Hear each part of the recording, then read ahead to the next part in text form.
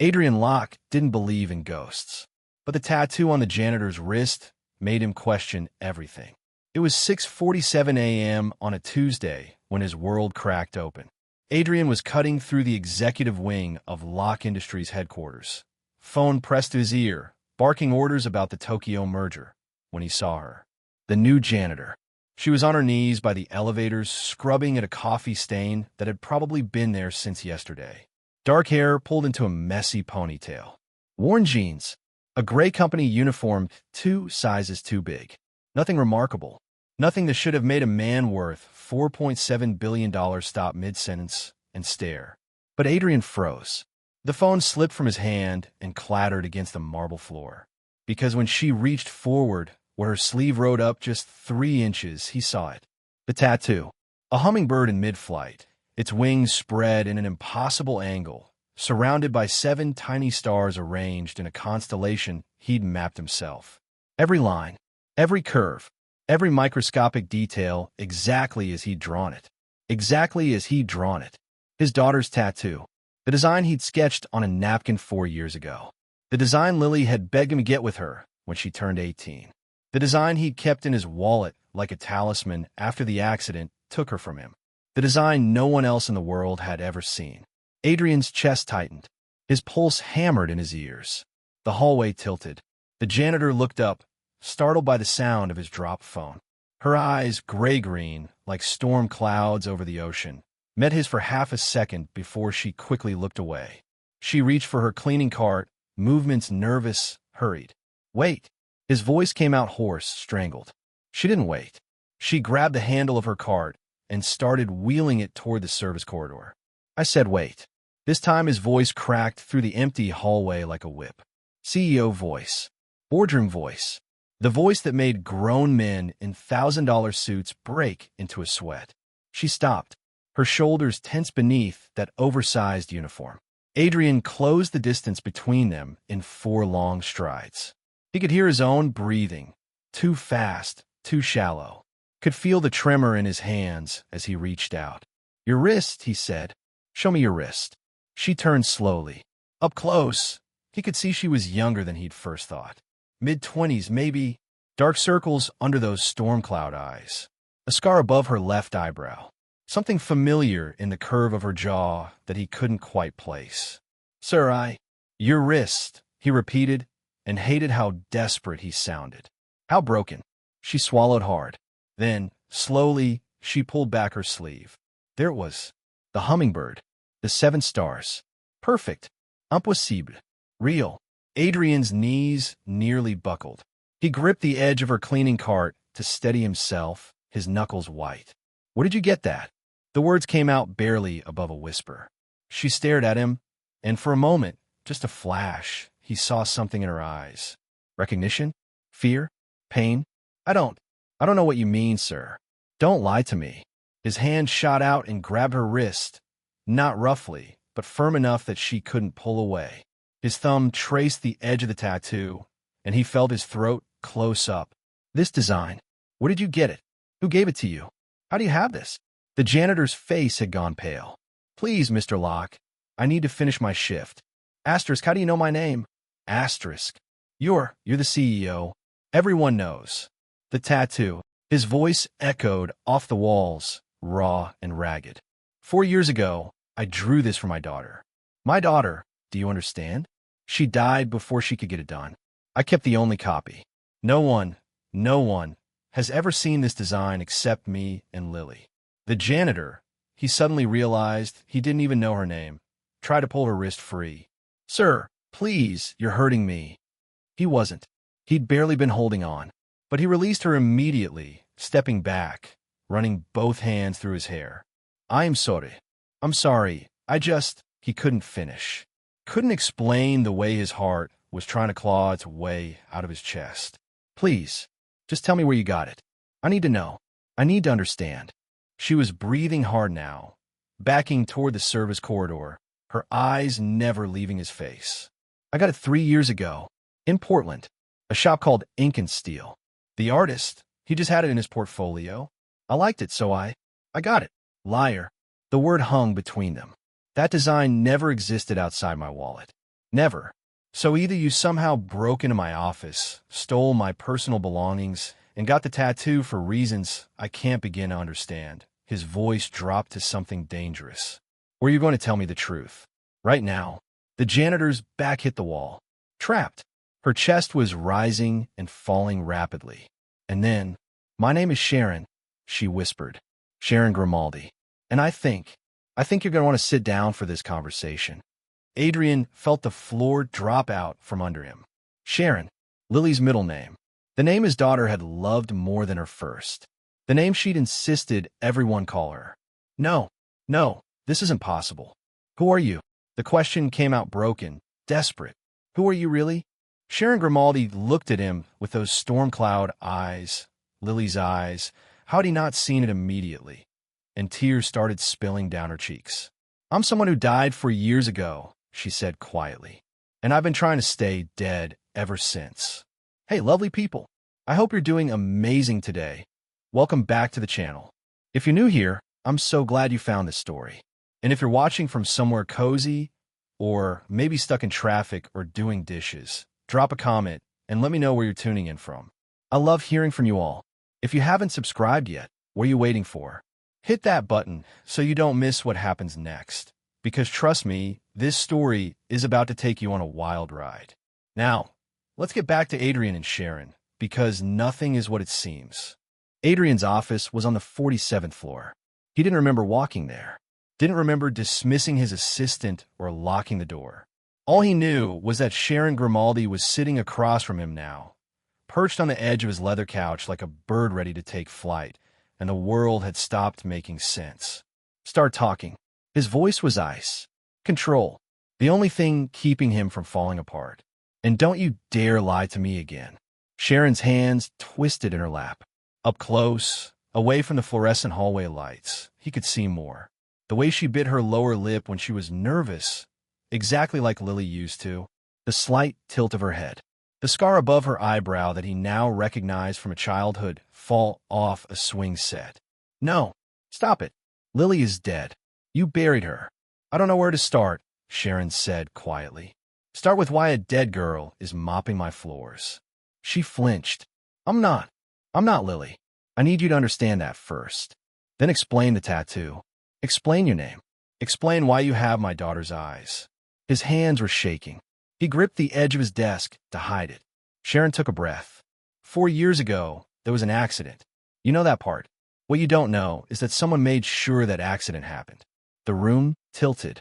"What? Your daughter, Lily, she wasn't supposed to die that night. She was supposed to disappear." Sharon's voice was barely audible. "And I was supposed to take her place." Adrian felt like he'd been punched in the chest. "That's insane. I was a foster kid from Portland. 17 years old. No family. No one who'd miss me." Sharon's eyes were distant now, lost in memory. A woman approached me, offered me $50,000 to participate in what she called a social experiment. All I had to do was spend 6 months in a facility, undergo some cosmetic procedures to look like someone else, learn their mannerisms, their history. Then I'd get the money and disappear. You're telling me someone paid you to become my daughter? I'm telling you someone paid me to replace a body. The words hung in the air like poison. Adrian stood abruptly, pacing to the window. Manhattan spread out below him. A city he'd conquered, a kingdom he'd built. None of it mattered. None of it made sense. "The night of the accident," Sharon continued, her voice hollow, "I was supposed to be in that car. They drugged me, dressed me in Lily's clothes. The plan was to stage the crash with me inside. Then Lily would be smuggled out of the country, given a new identity, a new life." "Why?" The word exploded out of him. "Why would anyone do that?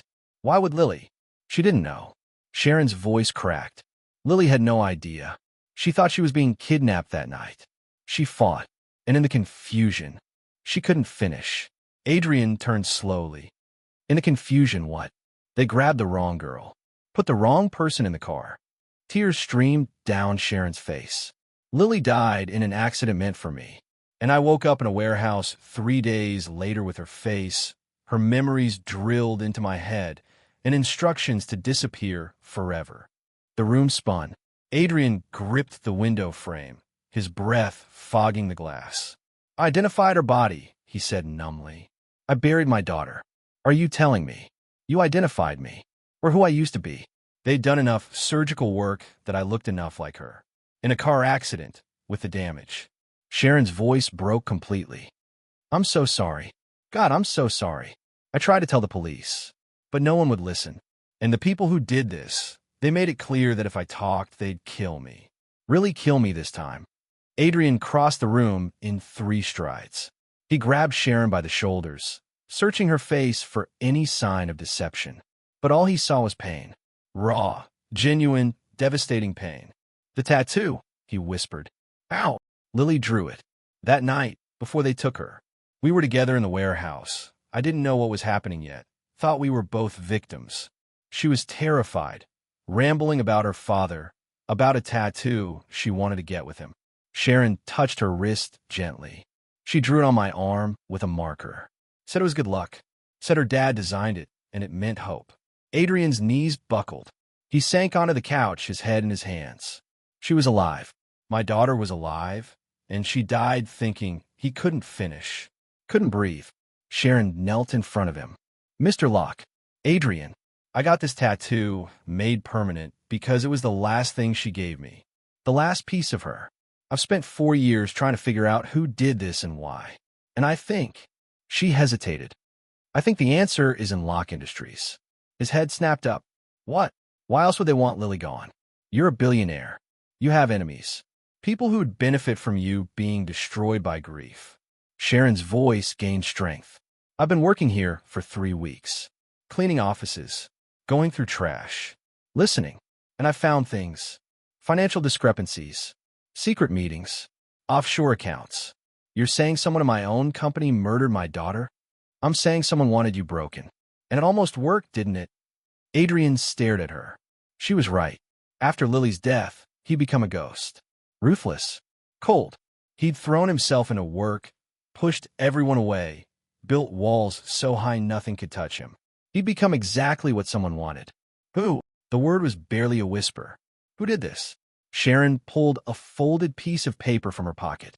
I don't know yet, but I have a list of people who were in your inner circle 4 years ago. People who had access to your family schedule, your security codes, your daughter's routine. She handed him the paper. Adrian unfolded it with trembling hands. 6 names. 3 of them still work for him. One was his former CFO. Another was his head of security. The last name made his blood run cold. No, he breathed. Not him. Anyone but. I need your help, Sharon said urgently. I can't do this alone. But if we work together, we can find out who murdered Lily. We can make them pay. Adrian looked up at this stranger with his daughter's eyes, his daughter's last gift etched on her skin. This woman who'd suffered for 4 years carrying a dead girl's face and a survivor's guilt that would never fade. I'll give you anything, he said hoarsely. Money, resources, my entire fortune. Just help me find who took her from me. Sharon's jaw set with determination. I don't want your money, Mr. Locke. I want justice. Then you'll have it. Adrian stood, and for the first time in 4 years, he felt something other than numbness. He felt fury, even if it destroys everything I've built. Outside the window, the sun broke through the clouds. Manhattan gleamed like a promise, or a threat.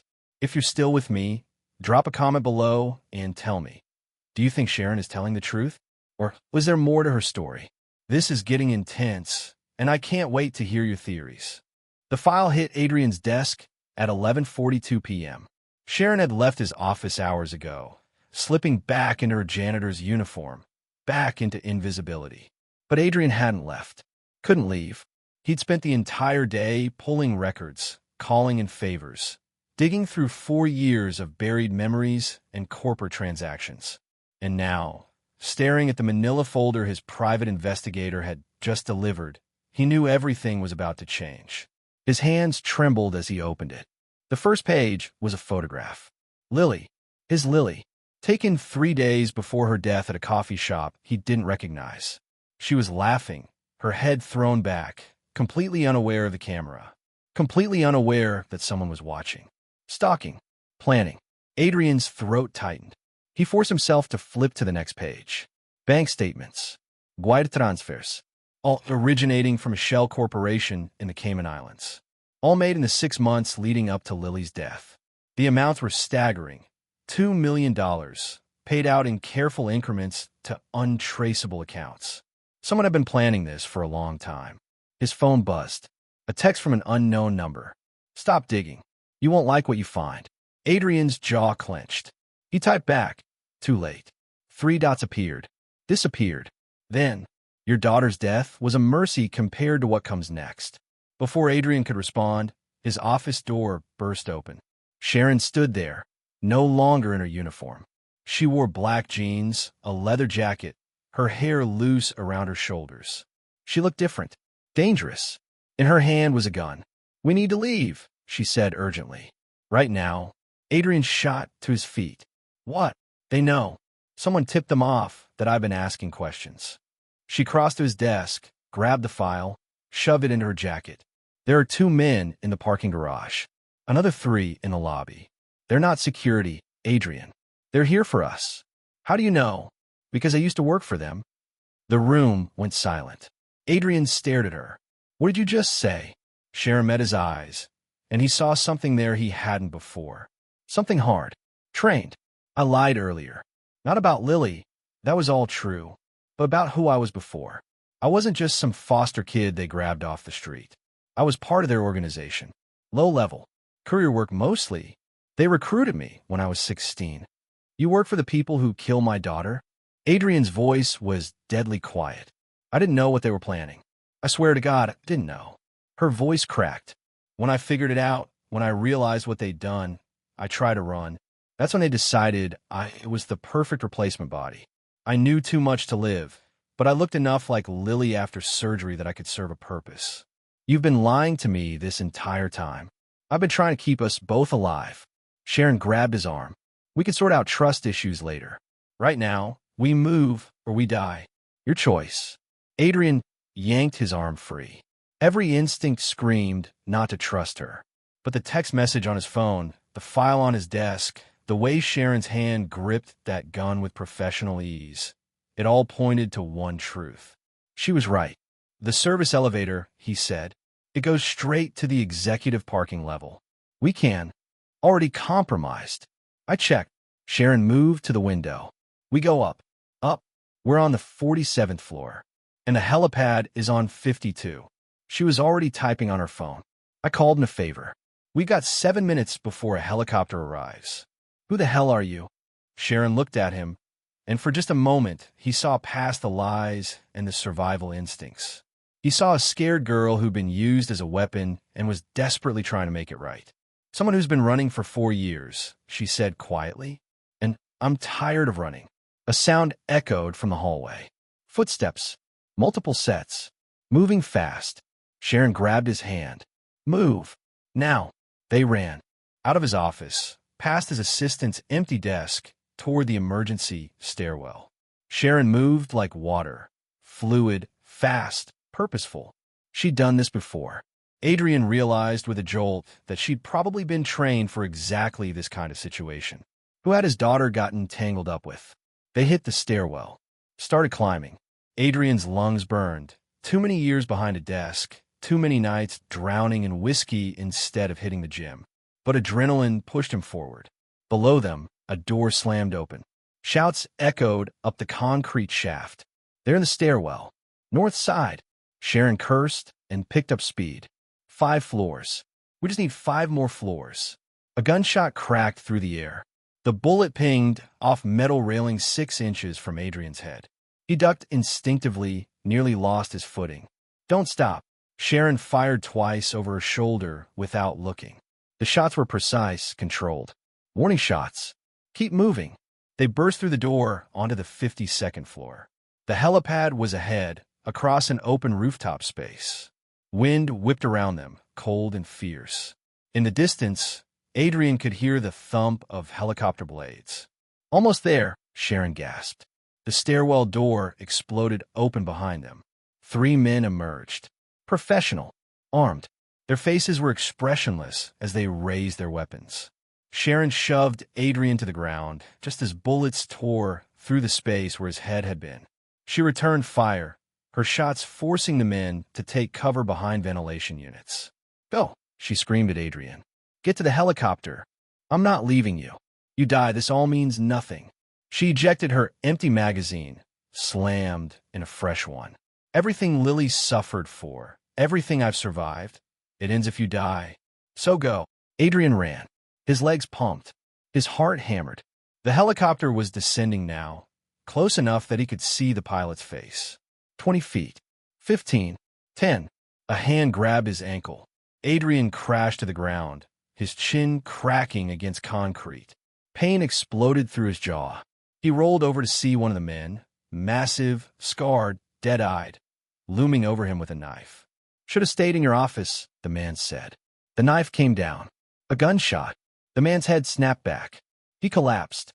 Sharon stood behind him, gun smoking, her face spattered with blood that wasn't hers. "I said move, goddammit."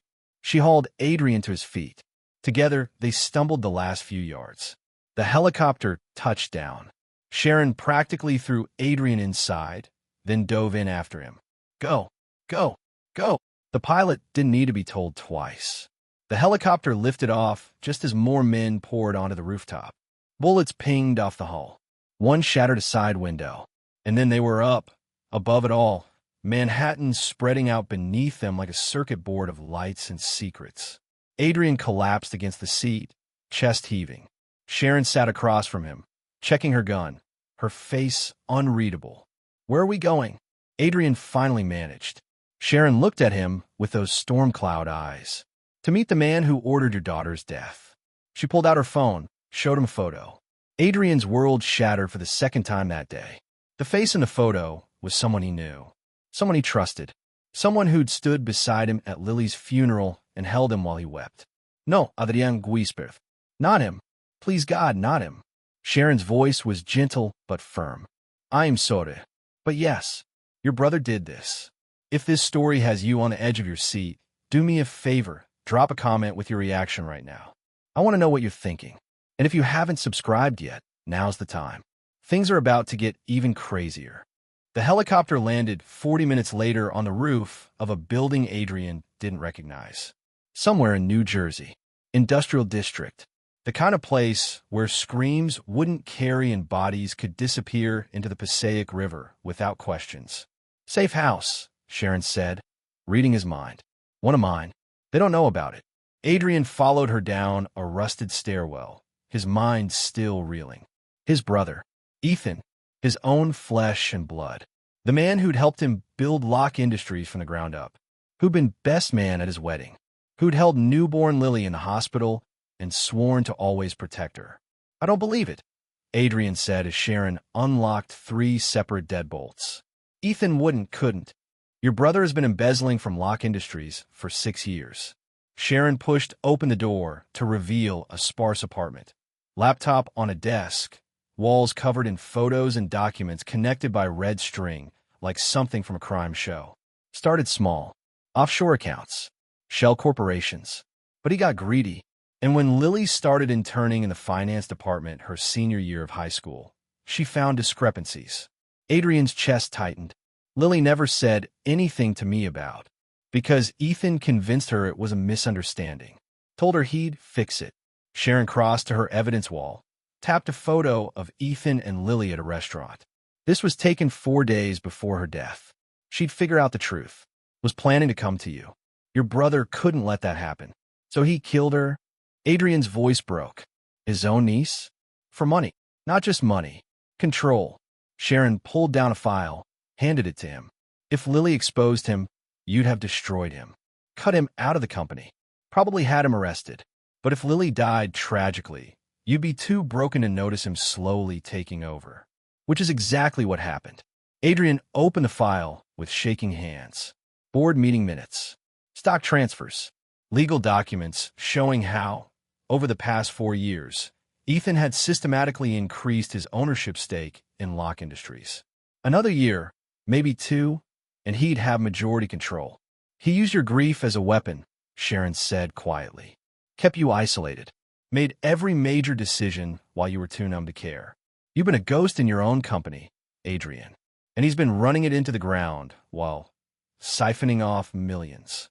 Adrian sank into a chair. For years of sleepwalking through life, for years of letting his brother make every decision, sign every contract, handle every crisis. He'd thought Ethan was helping him survive. Instead, he'd been orchestrating the slowest hostile takeover in corporate history. "Why didn't you go to the police?" Adrian asked. "Why the janitor disguise? Why wait 4 years?" Sharon's jaw tightened. "Because your brother has connections I didn't understand until recently. Police, judges, politicians, the organization I used to work for. Ethan's been using them for years. They handle his dirty work. I go to the cops, I disappear. Again, this time for real. So what's your plan?" "Proof. Real, undeniable, court-admissible proof." Sharon gestured to her wall of evidence. "I've spent 4 years collecting pieces. Bank statements, recorded conversations, testimony from people Ethan burned. But I needed one more thing. Access to his personal files. And the only person who can get into his private office is you." Adrian looked up sharply. "You want me to break into my brother's office?" "I want you to take back your company. Your life." Sharon crouched in front of him. "Tomorrow night, there's a board meeting. Ethan will be presenting his proposal to take Locke Industries public. Once that happens, he sells his shares, walks away with billions, and you're left with nothing. This is our only chance. And if we fail, then we both die, and Lily's murder stays buried forever." Adrian stared at this woman, this stranger who wore a dead girl's face and carried her memory like a cross. She'd spent 4 years in hell for a girl she'd known for less than a day, had risked everything to find the truth. What had he done? Hidden, grieved, let his daughter's killer walk free. "What do you need from me?" he asked. Relief flooded Sharon's face. "Tomorrow, you go to the office like normal. Act broken, compliant, like you have been. At 7 p.m., the board meeting starts. While everyone's in the conference room, you slip into Ethan's office. There's a safe behind his desk. I need what's inside. I don't know the combination. Lily's birthday." Sharon's voice caught. "He's sentimental in the worst way possible." Adrian felt sick. "How do you know all this?" "Because I've been watching him for 4 years. Studying him, waiting for the right moment." She pulled out a small device that looked like a USB drive. "This goes into his computer. It'll download everything. Emails, financial records, encrypted files. 3 minutes, and we'll have enough to bury him. 3 minutes in a safe office during a board meeting. That's your plan. You have a better one." Adrian didn't. And God help him. But the thought of confronting Ethan, of looking his brother in the eye and watching him realize he'd been caught, sent something dark and hungry through his chest. "I'll do it," he said. "But after this is over, you tell me everything. No more lies. No more secrets. I want to know every detail of what happened to my daughter." Sharon nodded. "Deal." They spent the next 3 hours going over the plan, building layouts, security protocols, contingencies if things went wrong. Sharon moved with military precision, her training evident in every calculation. Around 2 a.m., exhaustion finally caught up with them. "You should sleep," Sharon said, nodding toward her bedroom. "Tomorrow's going to be hell. What about you?" "I don't sleep much anymore." She turned back to her evidence wall. "Nightmares." Adrian understood. He'd had 4 years of them himself. He started toward the bedroom, then stopped. "Sharon, why are you really doing this? You could have run, disappeared, started over somewhere far from here."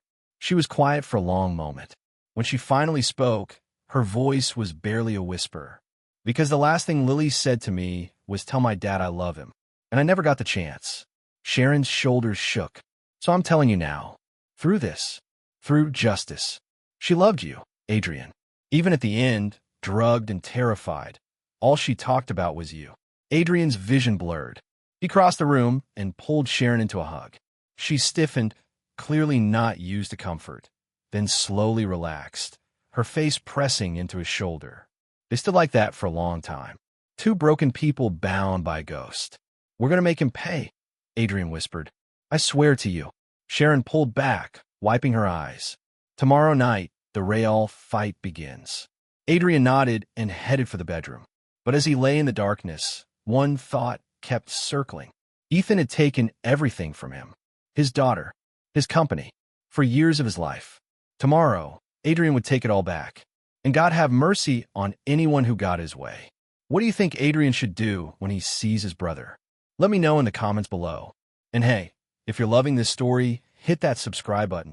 Trust me, you don't want to miss what happens next. Adrian walked into Locke Industries at 8 a.m. wearing his grief like armor. Ethan was already in the executive suite, coffee in hand, reviewing documents. He looked up when Adrian entered and smiled. That warm, brotherly smile Adrian had trusted his entire life. "You're here early," Ethan said. "Feeling okay?" Adrian forced himself to nod. To play the part. "Couldn't sleep. Thought I'd come in, look over the quarterly reports before tonight's meeting." "That's good. That's really good, Adrian." Ethan stood, crossed over, squeezed his shoulder. "I'm proud of you. You're finally starting to engage again. Lily would be happy to see it." The sound of his daughter's name in his brother's mouth made Adrian want to vomit. Instead, he smiled weakly. "Just try to move forward. That's all any of us can do." Ethan checked his watch. "I've got meetings all day, but I'll see you at 7 for the board presentation.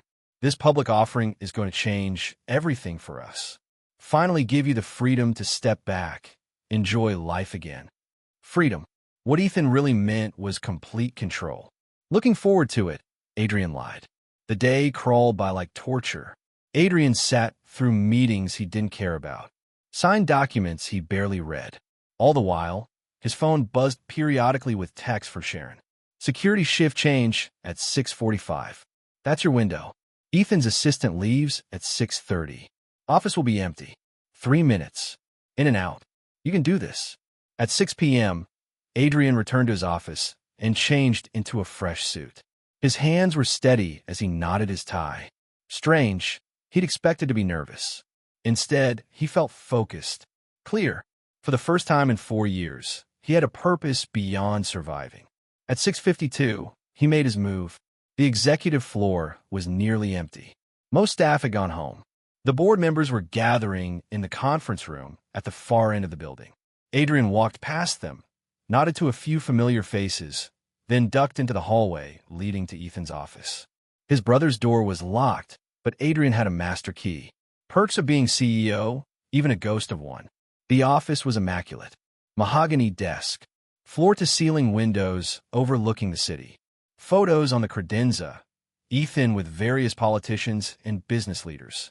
And one photo, prominently displayed, of Ethan and Lily at her high school graduation. Adrian's hands clenched into fists. He moved behind the desk, found the painting Sharon had mentioned, an abstract piece Ethan had paid a fortune for. Behind it was the safe. Adrian's fingers trembled as he entered the code. Lily's birthday, April 17th, 2006. The safe clicked open. Inside were 3 folders and a leather journal. Adrian grabbed the journal first, flipped it open. Ethan's handwriting filled the pages. Dates, transactions, names.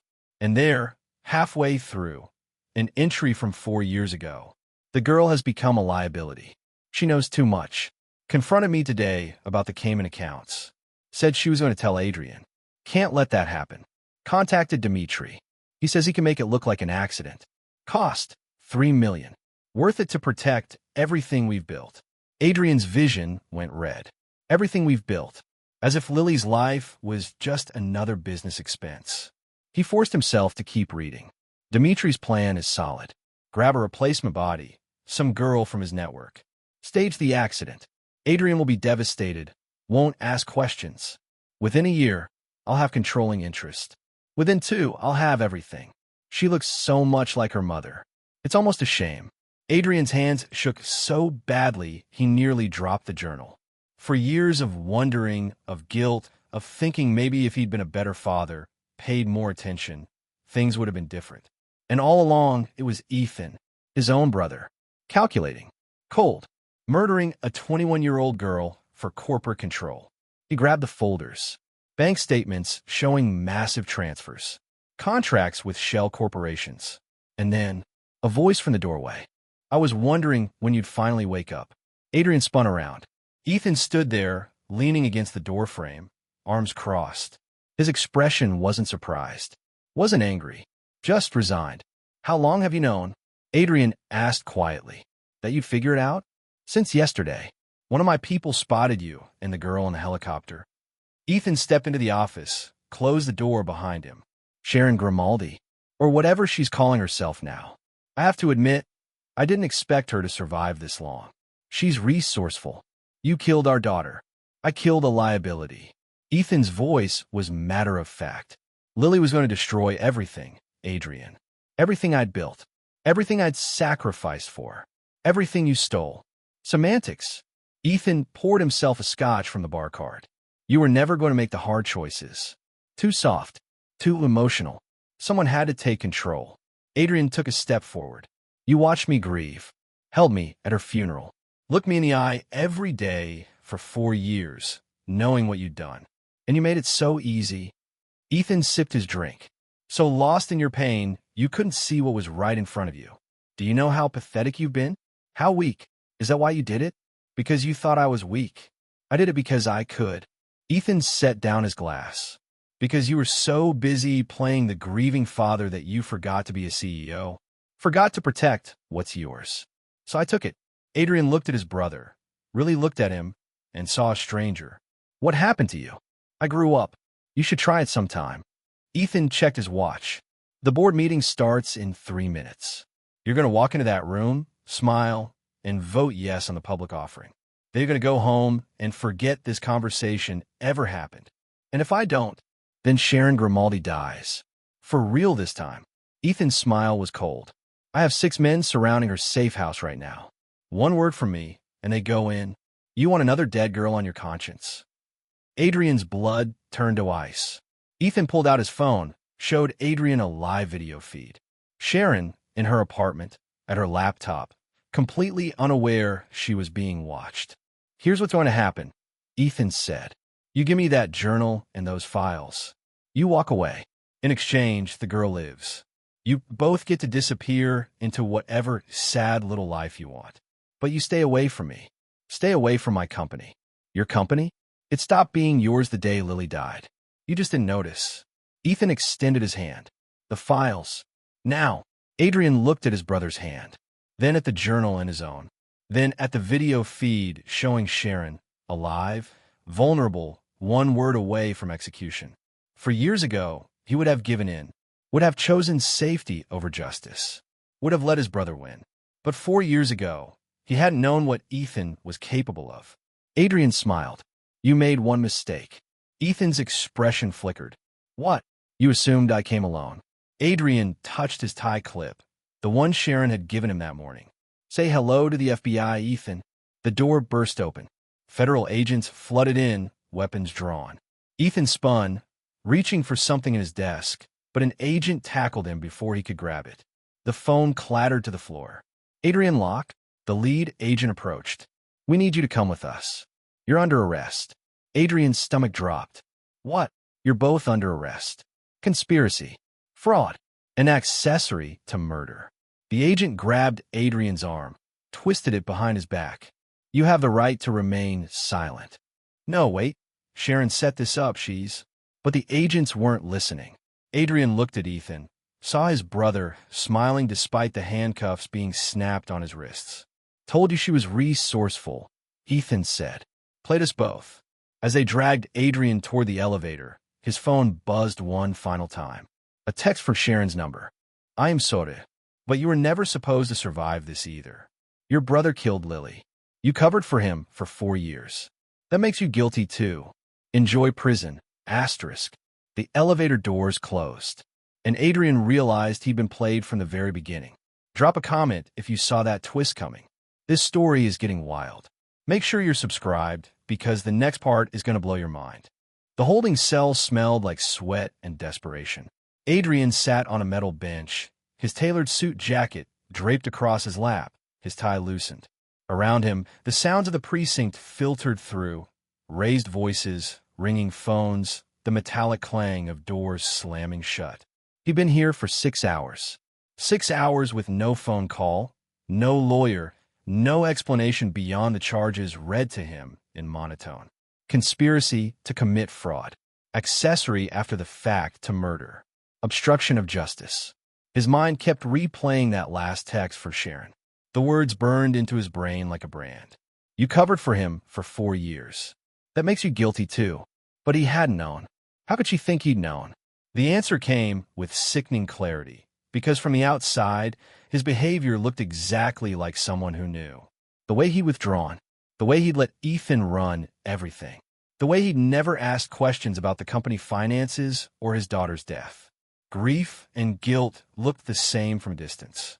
Adrian Locke, a guard, stood at the cell door.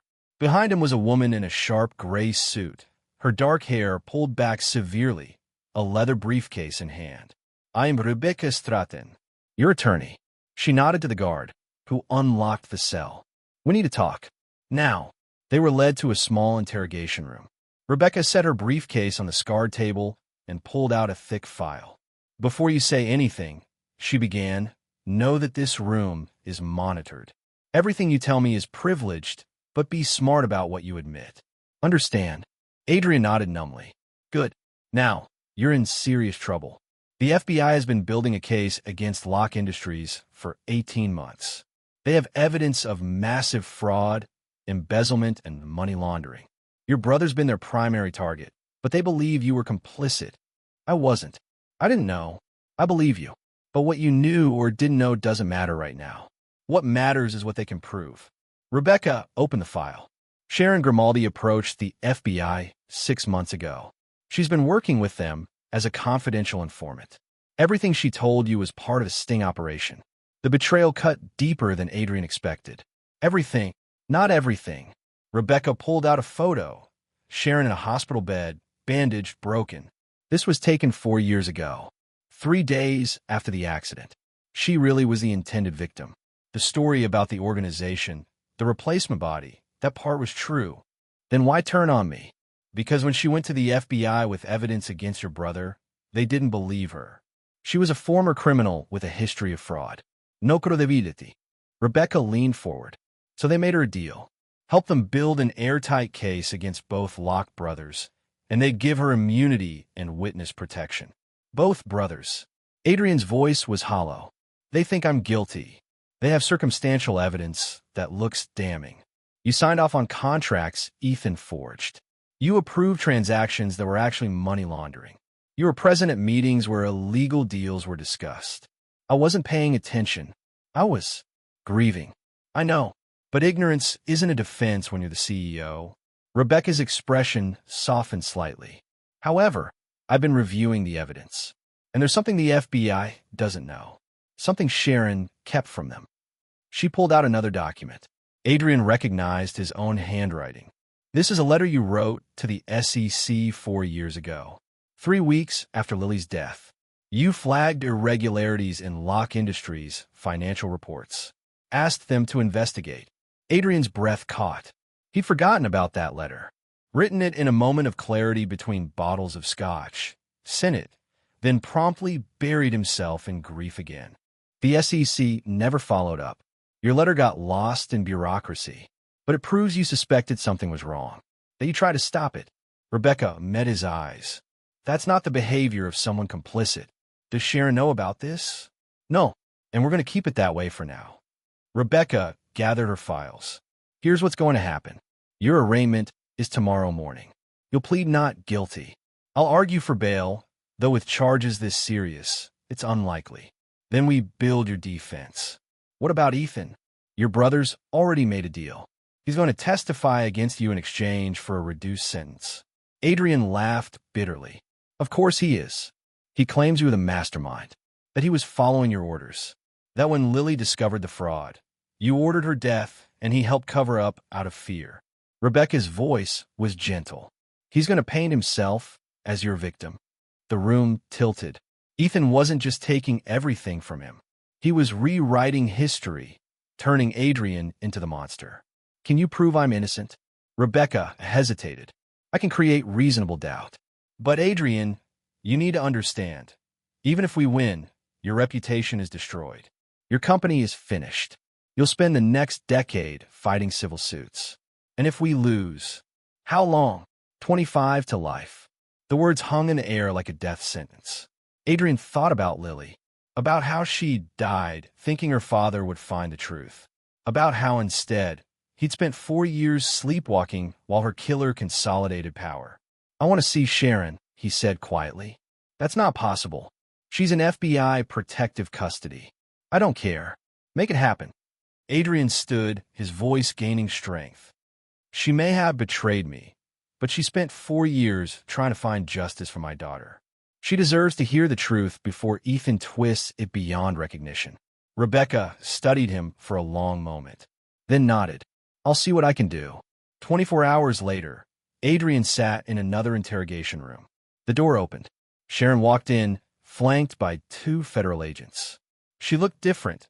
Hair cut short, dressed in clothes that actually fit, no longer hiding behind a janitor's uniform. Their eyes met. I'll give you 5 minutes, one of the agents said. The door closed, but Adrian knew they were watching through the mirror. I'm sorry, Sharon said immediately. God, Adrian, I'm so sorry. They made me. I know. Adrian's voice was calm. Rebecca told me about the deal. About why you did it. Sharon sank into the chair across from him.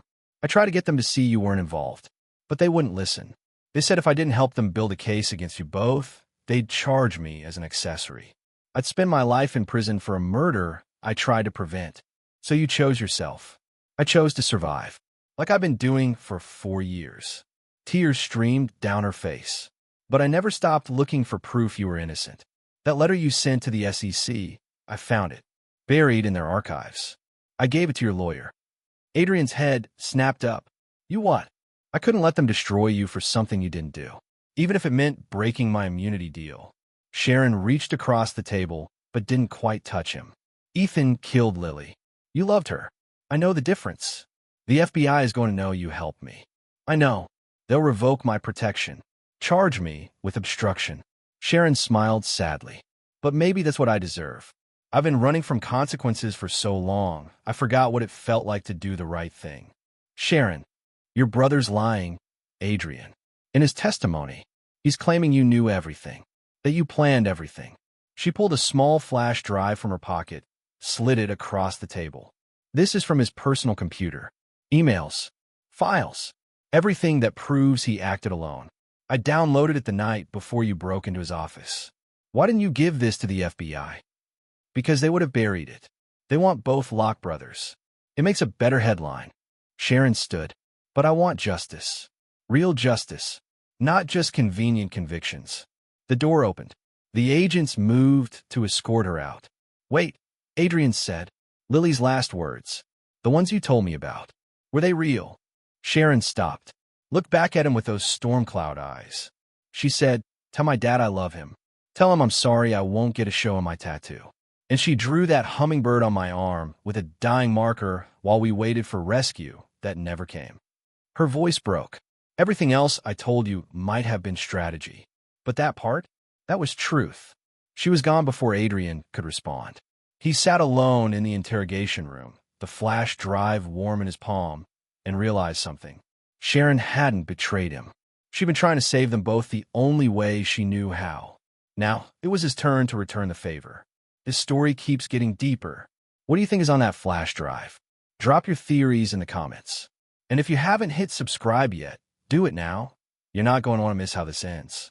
Adrian's arraignment was a media circus. Cameras lined the courthouse steps. Reporters shouted questions. The headline on every news site read the same. Billionaire brothers charged in daughter's murder-for-hire scheme. Rebecca kept him moving, her hand firm on his elbow, her expression carved from stone. They pushed through the crowd and into the courthouse where at least the air was quieter, if not less hostile. In the courtroom, Adrian saw Ethan for the first time since their arrests. His brother sat at the defense table across the aisle, wearing an expensive suit and an expression of practiced remorse. When their eyes met, Ethan smiled. Small, private, victorious. He thought he'd won. The judge entered. Everyone rose. Adrian barely heard the charges being read, the formal language of his destruction. Conspiracy, fraud, accessory to murder. Words that would define the rest of his life. How does the defendant plead? The judge asked. Not guilty, Your Honor. Rebecca's voice rang clear. The prosecutor, A sharp-faced woman named Catherine Wells stepped forward. Your Honor, given the severity of these charges and Mr. Locke's substantial financial resources, the state requests remand without bail. He's a significant flight risk. My client has cooperated fully with the investigation, Rebecca countered. He voluntarily surrendered. He has deep ties to this community and no prior criminal record. We request release on bail. Your Honor, Wells interrupted. Mr. Locke had access to private jets, offshore accounts, and international resources. Furthermore, new evidence has emerged suggesting he may have been planning to flee the country. Adrian's head snapped toward Wells. What evidence? Wells pulled out a document. Bank records show that 3 days ago, Mr. Locke transferred $15 million to an account in Switzerland. The same day he allegedly discovered his brother's crimes. Rebecca stiffened beside him. Adrian felt his world tilt again. I didn't, he started, but Rebecca squeezed his arm hard. Your Honor, Rebecca said carefully, we were not made aware of this alleged transfer. We request time to review these documents before. The evidence is clear, Wells said. Adrian Locke knew he was caught. He was preparing his escape. This man orchestrated his own daughter's murder and has spent 4 years covering it up. He should not see daylight until trial. The judge studied the documents, her expression unreadable. Bail is denied.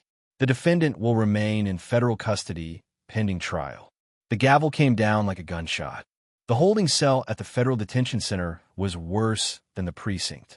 Adrian sat on a concrete bench, his head in his hands, trying to understand how everything had gone so wrong so fast. The Swiss account. He'd never authorized any transfer. Which meant, Ethan, he whispered. Of course. His brothers still had access to certain accounts.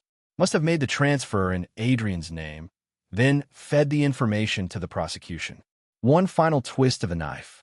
Footsteps echoed in the corridor. A guard appeared. You have a visitor. Conference room. 5 minutes. Adrian expected Rebecca. Instead, he found himself face-to-face with an older man in a rumpled suit, his gray hair wild, his eyes sharp behind wire-rimmed glasses. Mr. Locke, I'm Detective Frank Russo, retired NYPD, now private investigator. He sat down without being invited. Sharon Grimaldi hired me 3 years ago to investigate your daughter's death. Adrian's pulse quickened. Sharon never mentioned. She didn't trust anyone. Smart girl. Russo pulled out a worn notebook. But she trusted you enough to make sure I delivered this if anything happened to her. What do you mean if anything happened? She's gone. Disappeared from FBI custody 6 hours ago. Russo's expression was grim. Her protection detail was ambushed. 2 agents dead. Sharon's in the wind. Adrian's chest tightened. Ethan, or whoever he's working with. That organization Sharon mentioned, they're real, and they don't like loose ends. Russo slid the notebook across the table. Sharon knew this might happen. Made me promise I'd get this to you if she vanished. Adrian opened the notebook with trembling hands. The first page was a letter in Sharon's handwriting. Adrian, if you're reading this, I'm either dead or running again. Either way, I'm sorry. I try to do this the right way. Try to let the system work. But your brother's reach is longer than I thought. Everything in this notebook is proof. Real proof. Names, dates, transactions. The organization that killed Lily is called Chimera. They specialize in corporate espionage and executive elimination. Your brother hired them 6 years ago. Not for Lily initially, but to handle other problems. Competitors who wouldn't sell. Whistleblowers who knew too much. Witnesses who saw too clearly. Lily was just another problem to solve. But here's what Ethan doesn't know. I was Chimera before they tried to kill me. I know their structure, their safe houses, their financial networks, and I know who runs them. Adrian flipped the page. A photograph, a face he recognized. His breath stopped. Judge Martin Reeves, the federal judge overseeing his and Ethan's cases. Reeves has been on Chimera's payroll for 12 years. He's been protecting your brother this entire time. The FBI investigation, he's been feeding Ethan information for months. That's how Ethan knew you and I were working together. That's how he knew to set up the Swiss account transfer. The system can't save you, Adrian. It's corrupted from the top down. but I can. In this notebook are instructions to 15 dead drops around the city. Each contains evidence against a different member of Chimera. Bank accounts, contracts, recorded conversations, everything you need to expose them. The FBI can't be trusted. But there's one agent, Marcus Chun, who Sharon trusted before she had to run. He's clean. Find him. Give him this evidence. And Adrian, I am sorry, Eli. Sorry I couldn't save you the way I wanted to. But I promise you this. I will find proof of your innocence. And I will make sure Ethan pays for what he did to Lily. Even if it costs me everything. Adrian looked up at Russo. Why didn't she give this to the FBI? Because she tried. That's when they came for her. You have a choice now. Trust the system that's already failed you, or trust the girl who's been fighting for 4 years to make things right. What do you think I should do? I think you should remember that sometimes the only way to get justice is to take it yourself. He left the notebook on the table and walked out. Adrian sat alone, staring at the evidence of a conspiracy that went deeper than he'd imagined. A judge, the FBI, his own brother, all working together to bury the truth. But Sharon had found it anyway, and now she was out there, alone, hunted, trying to finish what she'd started. Adrian made a decision. He grabbed the notebook, tucked it into his jacket, and called for the guard. I need to speak with my lawyer, he said, and I need her to contact FBI agent Marcus Chun. Tell her it's about Chimera.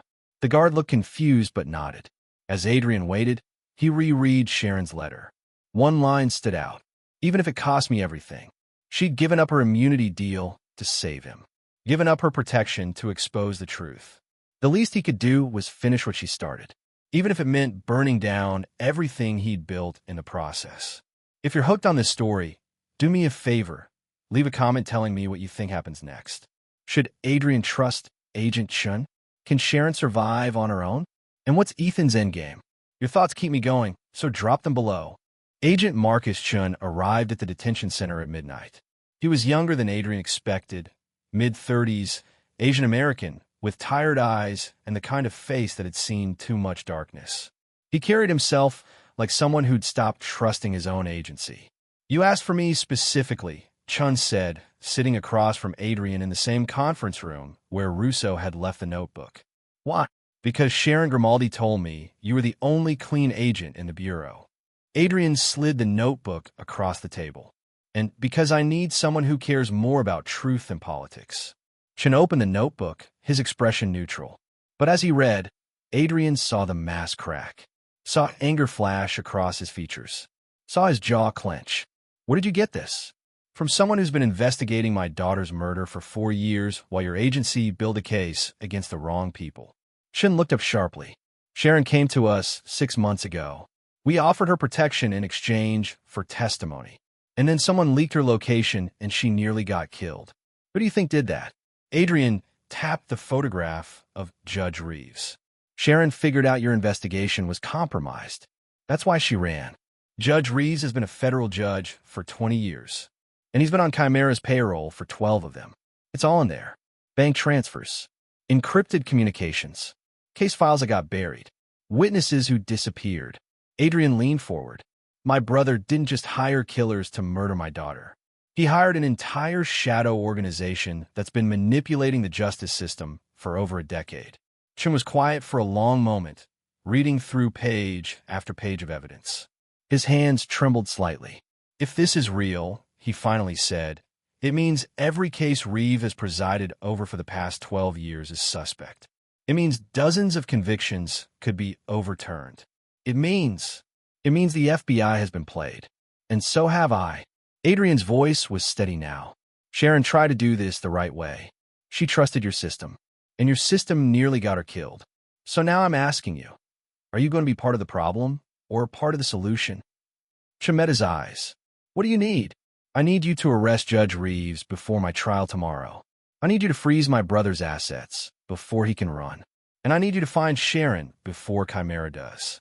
That's 3 different agencies and a federal judge. I'm one agent. Then get more.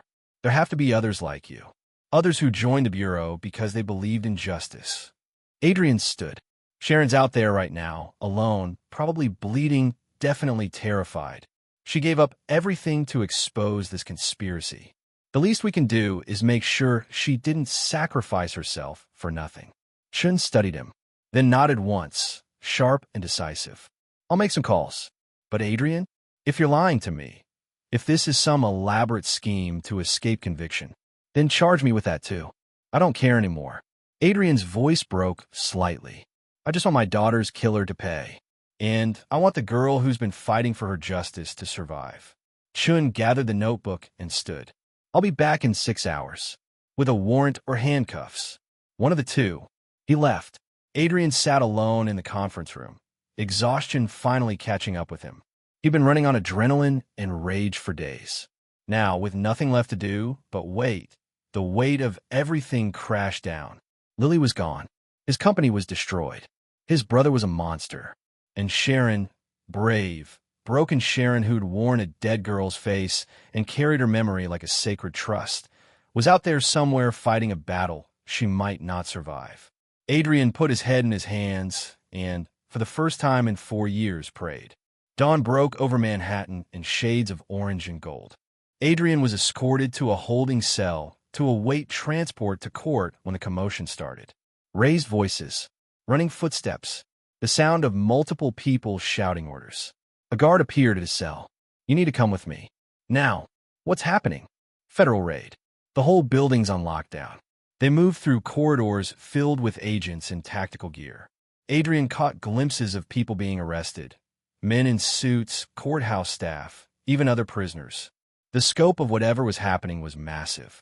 They brought him to the main conference room, where Chun stood with a woman Adrian recognized from news broadcasts, Director Sarah Winters, head of the FBI's New York field office. Mr. Locke, Director Winters said, we need to discuss your cooperation. My cooperation? The evidence you provided, Agent Chun, checks out.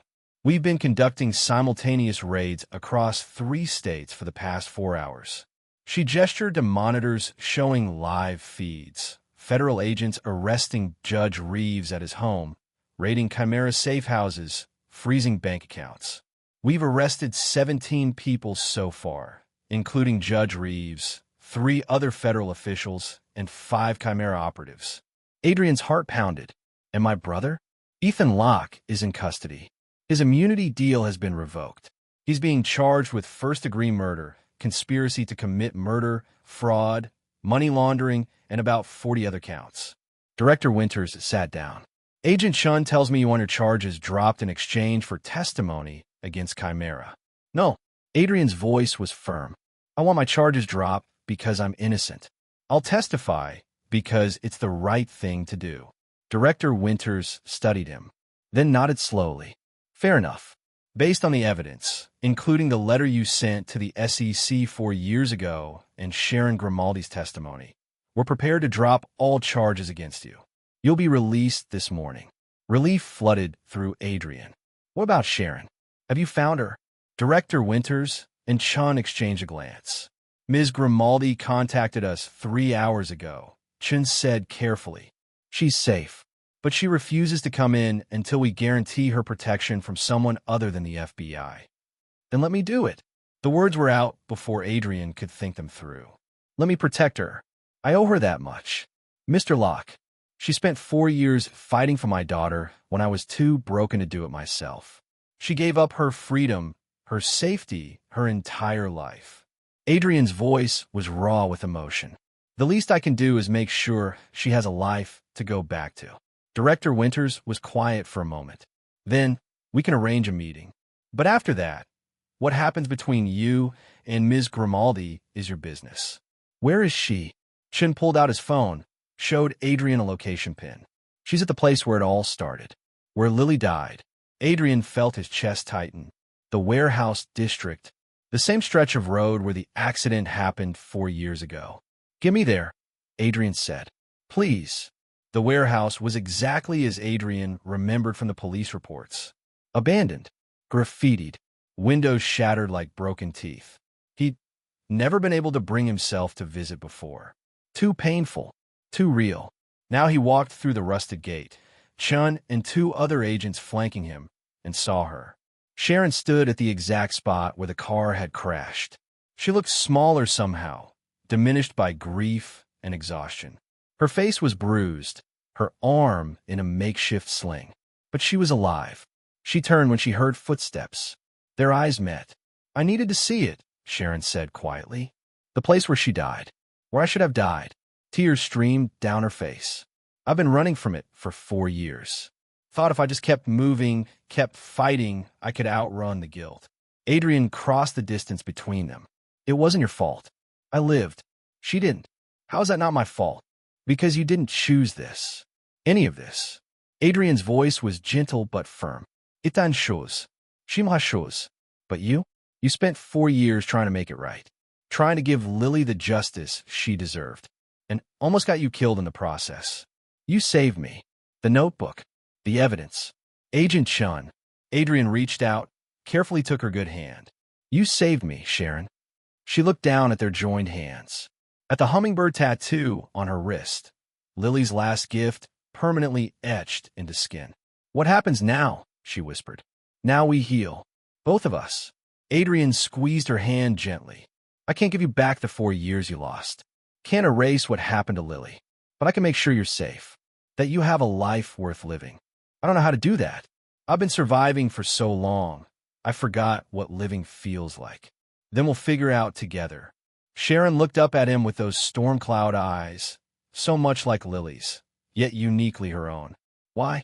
Why would you want anything to do with me after everything I've put you through?" "Because you're the only other person in the world who loved my daughter enough to destroy yourself trying to save her memory." Adrian's voice cracked. "And because I think Lily would want us to take care of each other." Sharon collapsed into him, sobbing. Adrian held her. This broken girl who'd carried his daughter's face and fought his daughter's battles, and felt something shift inside his chest. Not healing, not yet, but the first, fragile possibility of it. Behind them, the sun climbed higher, casting light over the place where Lily Locke had died and where, maybe, 2 shattered people could begin to live again. We're almost at the end. Drop a comment and let me know. Are you Team Sharon Adrian? What do you think their future looks like? And make sure you're subscribed because the final part is coming up next. 6 months later, Adrian stood in front of Locke Industries headquarters for the last time. The building looked different now, smaller somehow, stripped of the power it once held over him. New ownership, new name. Everything he'd built had been sold off piece by piece to pay restitution, legal fees, and settlements to the families affected by Chimera's crimes. He didn't mourn it. Some things needed to burn to make room for something better. "You ready?" Sharon's voice came from beside him. She looked different too. Healthier. Her hair had grown out, no longer the severe cut she'd worn while hiding. The bruises had faded. The arm had healed. She wore jeans and a sweater. Simple, comfortable, hers. "Yeah," Adrian said. "I'm ready." They walked away from the building together, toward the small coffee shop on the corner where they'd agreed to meet Rebecca. The past 6 months had been a whirlwind. Ethan's trial had dominated headlines for weeks. The evidence was overwhelming. The journal, the financial records, Sharon's testimony, and, eventually, confessions from Chimera operatives who'd flipped to save themselves. Ethan had been sentenced to life without parole. Judge Reeves got 30 years. 17 other members of the conspiracy received sentences ranging from 5 to 25 years. Justice, Adrian had learned, was messy and incomplete. But it was something. Rebecca was already at the coffee shop, 2 laptops open, surrounded by documents. She looked up when they entered and smiled. "Perfect timing. I just got the final approval from the board." The board. Adrian sat down, Sharon sliding in beside him. "Of the Lily Locke Foundation." Rebecca turned one laptop to face them. "The paperwork is done. You're officially a registered nonprofit dedicated to supporting survivors of corporate crime and human trafficking." Sharon's hand found Adrian's under the table, squeezed tight. The foundation had been her idea, a way to channel everything they'd been through into something that could help others. Adrian had liquidated his remaining personal assets to fund it. Sharon had agreed to serve as Director of Victim Services, using her experience to help people who'd fallen through the cracks of the system. "The first grant applications are already coming in," Rebecca continued. "Legal aid for wrongful conviction cases. safe houses for trafficking survivors, scholarship programs for kids aging out of foster care. She looked at Sharon. People who need exactly the kind of second chance you fought so hard for. Sharon's eyes glistened. Lily would have loved this. She would have. Adrian agreed quietly. His daughter had always wanted to change the world, wanted to make things better. In the end, her death had exposed a conspiracy that had destroyed countless lives. And now, her memory would help rebuild some of what had been broken. It wasn't enough. It would never be enough. But it was something. Rebecca closed her laptops. There's one more thing. The DA called this morning. They want to know if you'd be willing to speak at a press conference. Talk about Chimera, the investigation, the foundation. Give other victims hope that justice is possible. Adrian looked at Sharon. What do you think? She was quiet for a moment, her thumb tracing the hummingbird tattoo on her wrist. The gesture had become habit, a way of keeping Lily close. I think, she said slowly, that we've spent enough time hiding. Both of us. Maybe it's time to stand in the light. Adrian nodded. Then we'll do it together. Rebecca smiled. I'll set it up for next week. But right now, you two have somewhere else to be. We do. Agent Chen called. He has something he wants to show you. Chun met them at Brooklyn Greenwood Cemetery an hour later. He stood beside a freshly landscaped grave, his hands in his pockets, looking uncomfortable but determined. I wasn't sure if I should contact you, Chun said as they approached. But I thought you deserved to know. Adrian looked down at the gravestone. His breath caught. Lily Sharon Locke, beloved daughter, 2006 to 2021. Her light continues in those who fight for justice. We had her remains exhumed, Chen explained quietly. DNA testing confirmed what we suspected. The body in the original grave wasn't Lily. It was a Jane Doe from Portland, 17 years old, never reported missing. Sharon made a small, broken sound. We've identified her. Her name was Rachel Martinez. Foster kid. Disappeared 3 weeks before the accident. Chen's voice was heavy. We buried her properly, with her real name. But I thought Lily deserved a memorial too, even if there's no body to bury. Adrian knelt beside the grave, his hand trembling as he touched the cool marble. Where is she? Where's my daughter's body? We found her 3 days ago, in a storage facility Chimera used for disposal. Chen's voice cracked slightly. I am sorry, Adrian. She's been at the coroner's office. We can release her to you now. Give her a proper burial. Adrian's vision blurred.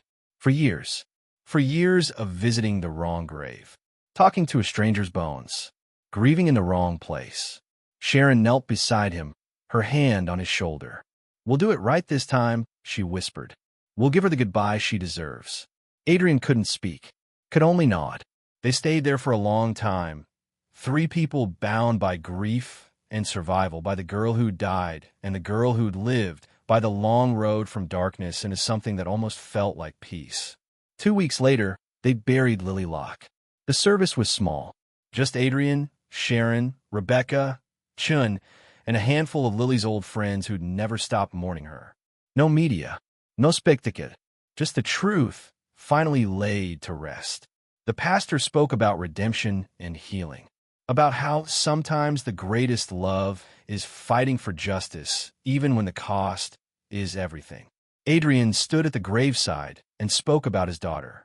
Not the perfect memory he'd try to preserve, but the real girl, brilliant and stubborn, idealistic and fierce, flawed and beautiful, and gone too soon.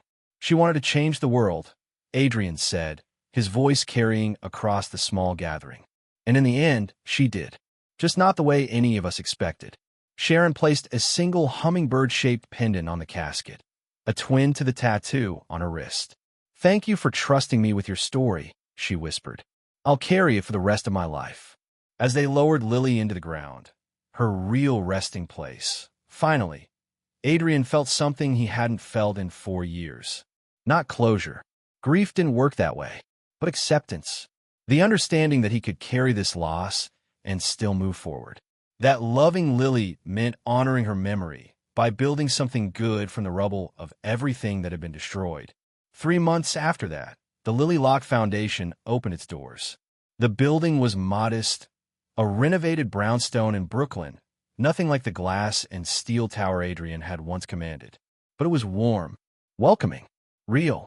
Sharon stood in the main conference room, addressing their first group of volunteers, survivors who'd agreed to help other survivors navigate the impossible aftermath of trauma. Adrian watched from the doorway, feeling something that might have been pride, or hope, or maybe just the quiet satisfaction of knowing that some good could come from even the worst darkness. After the meeting, Sharon found him on the front steps. "You okay?" she asked, sitting beside him. "Yeah," Adrian said, and for the first time in 4 years, it wasn't a lie. They sat in comfortable silence, watching the city move around them. Two people who'd been shattered and had somehow found a way to put themselves back together. Not perfectly, not completely, but enough to keep going. "Do you think she'd be proud?" Sharon asked quietly. "Of what we've built?" Adrian thought about his daughter, about her fierce sense of justice and her unshakable belief that broken things could be fixed if you cared enough to try. "Yeah," he said, "I think she would be." Sharon smiled. A real smile, the first Adrian had seen from her, and leaned her head against his shoulder. Above them, a hummingbird darted past, its wings catching the afternoon light. Adrian chose to believe it was a sign. Chose to believe that somewhere, somehow, Lily knew they'd finally gotten it right. And that after 4 years of darkness, they were finally stepping into the light. Thank you so much for staying with me through this entire journey.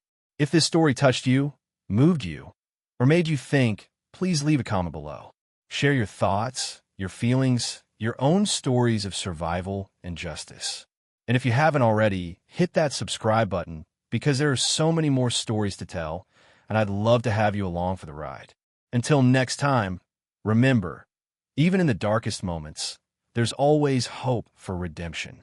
Always hope for justice. Always hope for healing. Thank you for watching. Take care of yourselves, and I'll see you in the next story.